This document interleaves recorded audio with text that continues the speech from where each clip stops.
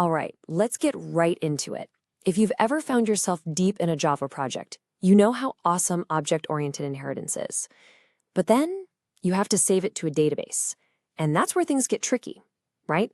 You've got this beautiful, elegant class structure, but your database just wants simple, flat tables. It's a classic clash. So today, we're going to tackle that head-on. We're putting Hibernate's 3 main inheritance mapping strategies into a showdown to see which one comes out on top. So here's a simple way to think about it. How do you fit a family tree into a spreadsheet? It sounds a little weird, right? But that's exactly the problem. Your code has this awesome branching family tree of classes. Your database, though? It's basically a spreadsheet. It loves neat little rows and columns. So the real question is, how do we squish that complex hierarchy into a flat table without, making a total mess or losing important data? That's the puzzle we're going to solve. And this really shows you what I'm talking about, that object relational mismatch. On the left, you've got Java's world. Everything's neat. A student can be an undergraduate student, or it can be a graduate student. It's hierarchical, it makes perfect sense. But then you look to the right at the database world. It just sees tables, flat collections of rows. That's it. So Hibernate's job is to be the translator between these two completely different ways of thinking. Okay, so let's check out its first attempt at translation. All right, strategy number 1. This is the one big table approach, officially known as table per hierarchy, or TPH, and it's exactly what it sounds like. Think of it as the one table to rule them all strategy. It literally takes your entire family tree of classes and just flattens it. Bam! Right into a single database table.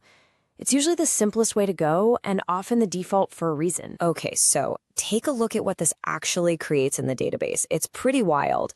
Everything, and I mean everything, gets shoved into this one student table. You can see the year column, which really only applies to undergrads, and the research topic column, which is just for graduates. And what does that lead to? Yep, all those null values. See, Alice is an undergrad, so her research topic is null. Bob's a grad student, so his year is null. So how in the world does Hibernate know which is which? Well, that's where this magic student type column comes in. We call that the discriminator. So how do you actually tell Hibernate to do this? It's surprisingly easy. It really comes down to this little toolkit of 3 annotations. First, on the parent class, you slap on @inheritance and tell it the strategy is single table. Simple enough. Then you use @discriminator column to define that special column that's going to tell us what's what. And finally, on each of your child classes, you use @discriminator value to say, hey, if it's this class, write undergraduate in that column. It's like giving Hibernate a little instruction manual. And this gets us to the real scorecard for this strategy. The biggest advantage, the huge win for table per hierarchy, is speed. It's just fast. If you want to grab all your students, Hibernate just has to read from one single table. No joins, nothing complicated, it's blazing fast. Plus, the database schema is super simple. But, and this is a big but, the disadvantage is data integrity. All those nullable columns mean you could, in theory, go straight to the database and stick a year on a graduate student, even if your Java code says no way. It gets a little messy. So what if you're the kind of person who just hates seeing those empty cells? If you're a bit of a database purist, all those null values can drive you crazy. It just feels wrong, it feels wasteful, and it kind of opens the door for weird data issues. If that's you, if you're cringing at the thought of all those nulls, then don't worry, there's another way. Which brings us right to strategy number 2, the A table each approach. This is called Table per Concrete Class, or TPC, and its philosophy is basically the exact opposite of the last one. It says, forget that one giant table mess. We're going to give every single concrete child class its own, completely separate table. And here's what that actually looks like in practice. You've got an undergraduate student table all on its own, with its ID, name, and year. And then, completely separate, you've got a graduate student table with its own ID, name, and research topic. Now look closely. Did you spot it? The common stuff, like the name, is now copied in both tables. So yeah, we got rid of all those ugly null values, but now we've got a new problem, data duplication. Now, the crazy part is how simple this is to set up. You'd think it'd be complicated, but it's not. All you do is go to your parent class and change that one annotation. Just set the strategy to table per class. That's it. Hibernate handles the rest, building out all those separate tables for you. Okay, let's look at the scorecard for this one.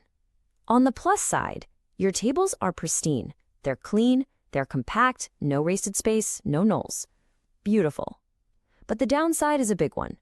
What happens when you want to get all the students? Both types. Well, Hibernate has to go to the first table, run a query, then go to the second table, run another query, and then stitch the results together using a union. And that can be really slow. Not to mention, if a student's name changes, you have to remember to update it in the right table. So this is cleaner, for sure.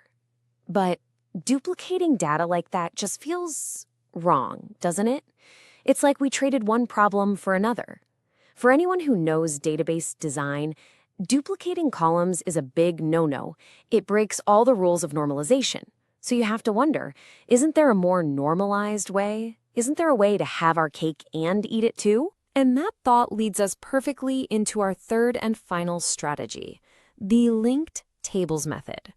This is officially called table per subclass, or sometimes just the joined strategy. And this is the one that database administrators love.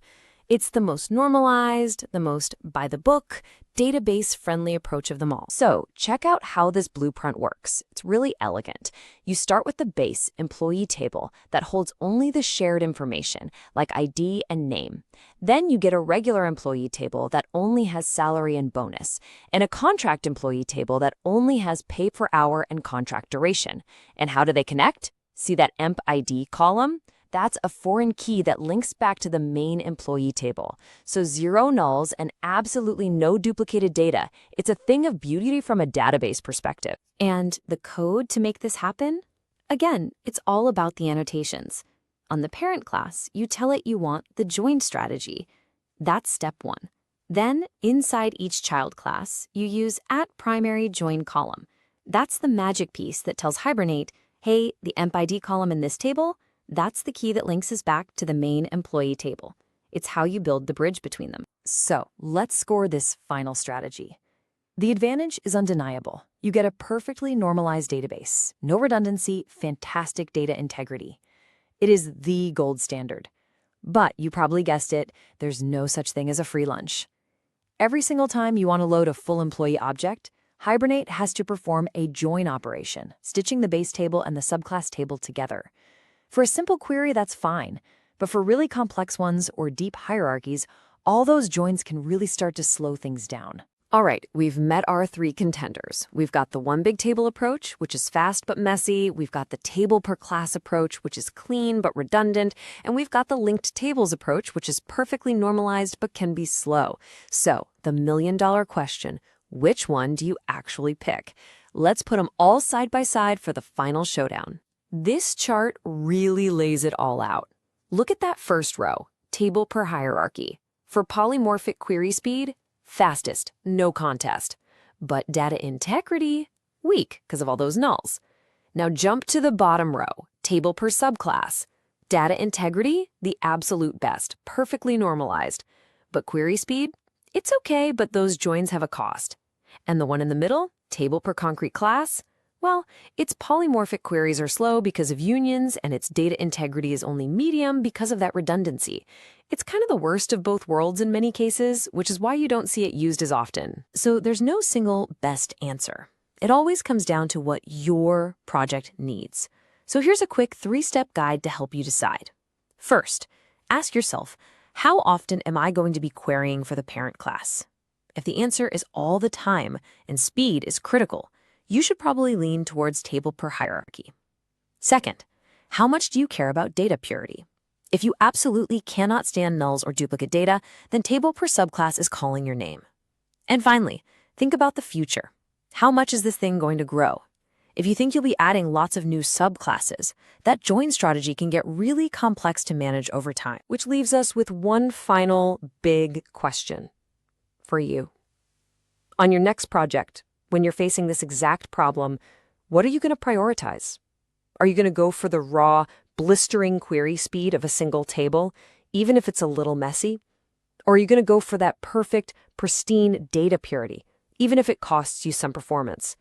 It's the ultimate trade-off, and the right answer depends entirely on you. Thanks for joining me on this